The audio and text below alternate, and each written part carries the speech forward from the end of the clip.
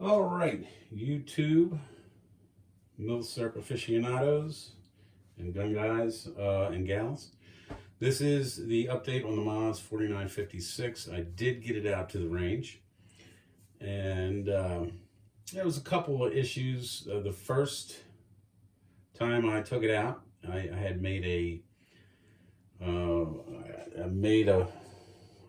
I couldn't find the correct commercially loaded 7.5 French, which I'm sure everybody knows it's like unobtainium. So I made up my own load based on some things that I'd seen on some message boards and some other places where it looked like 41 grains of 48.95 was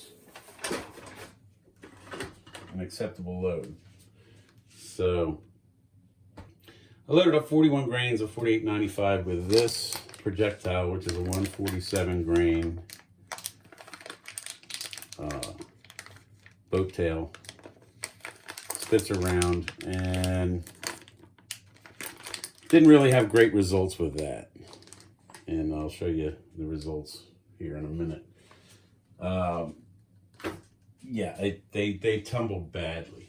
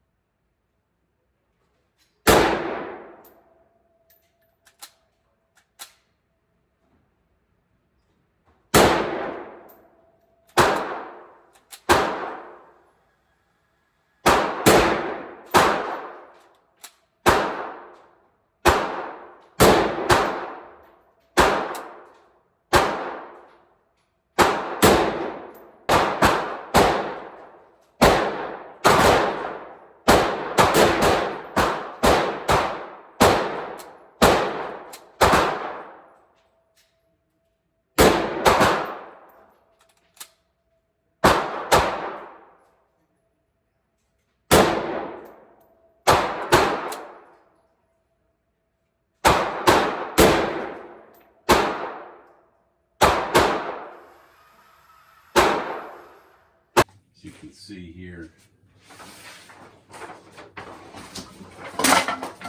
whoops. You can see here I've got a keyhole there, keyhole here, two keyholes here, keyhole there,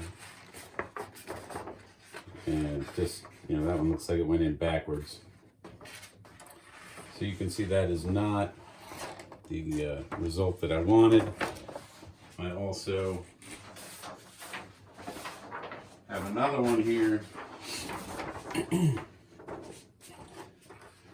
Keyhole, keyhole, keyhole, keyhole, keyhole. This one looks like it actually did stabilize here. Keyhole, keyhole, and a shot there that did not keyhole. But for the most part, this was my first experience with the Moz 4956 loading at 41 grains with a 147 grain projectile. Now, what I did was I regrouped. I went to JBM Ballistics, and this is a 1 in 12 twist. So I looked up what bullet would stabilize in a 1 in 12 twist. They said the lighter bullet works better with a slower twist rate, and I thought, well, that makes sense. But I did order some of these, which is the ELD matched Hornady 155 grains. So I went a little bit of heavier grain bullet, and they're also, you know, a boat tail spitzer round, and loaded those up with various different grains. Of course, the brass I'm using is the Swedish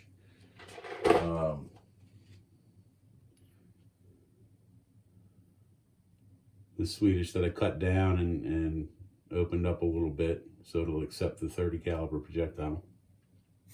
And I made a few different recipes here based on some things I'd seen in the literature, all the way up to, by the way, if you get this book, do not load,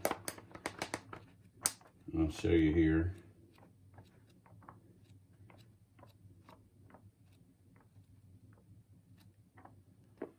Okay, there's your miles around right there.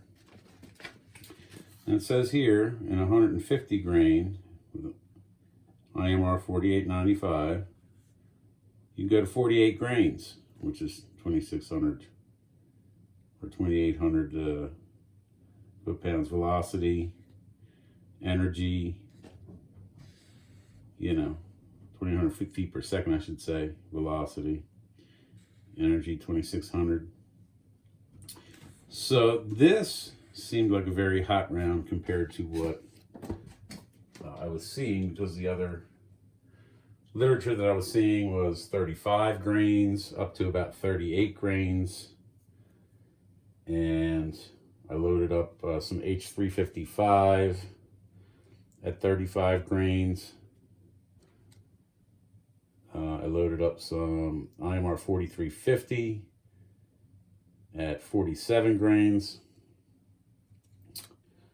And the IMR 4895 at 35 grains. And then I did this load for the cartridges of the world, the IMR 4895 at 48 grains. Needless to say, we did not shoot the rest of those. You can see they're still made, because that's what happened. We got a blowout in the case, and we did not continue with that. Now, I think the best round was the 35 grains of 4895 with the ELD match 155 grain projectile.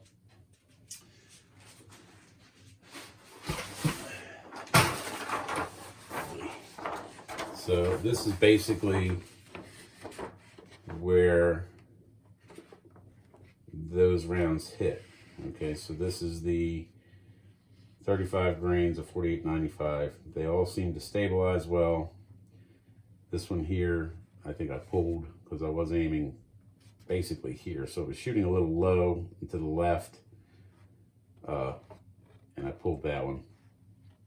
And what I was doing with this particular gun, you can't, you know, if you're in an indoor range, you're not going to be able to get your brass, because this thing will throw brass 20 feet in front of you out into the range, and you'll never be able to get it. So I basically folded up the gas shut off and shot them one at a time so that I could retrieve the brass and see what the deal is.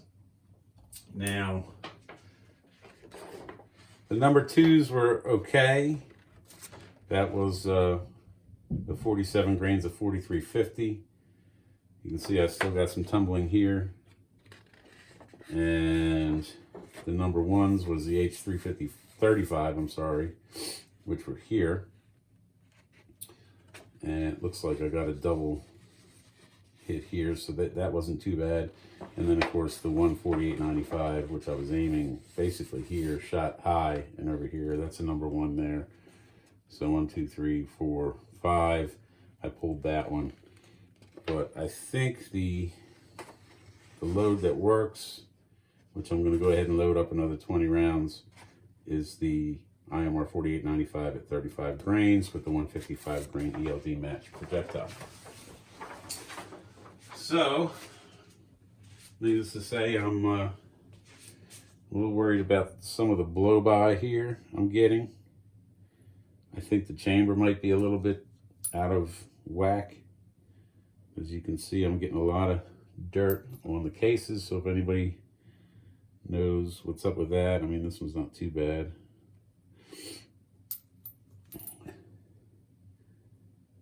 And you can see discoloration here. So that is my Miles 4956. It did perform at the range after some trial and error, and I'm not disappointed. I think it's a neat little gun. It does have some quirks. I was having some problems with it resetting, which you'll see in the footage.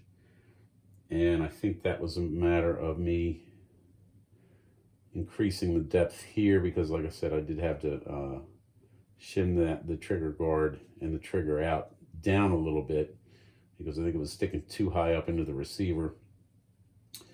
It would reset when I manually worked the action, but I don't know if it was recoil that caused it to stick like that. I might need to just clean it up a little bit, maybe get some, because there might be some cosmoline stuck in there still.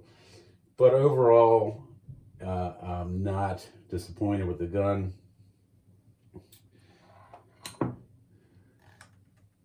Did get a sling for it. I think Liberty Tree had these or one of the other places. And I did get, like I said, an extra mag. But, you know, could have done worse. I could have had something that didn't shoot at all. And this, I was able to get to shoot. So that's it. And I think that is my load, 35 grains. I may do a ladder test from 35 to 37 maybe, or 38. And see if we can tighten up those groups with it.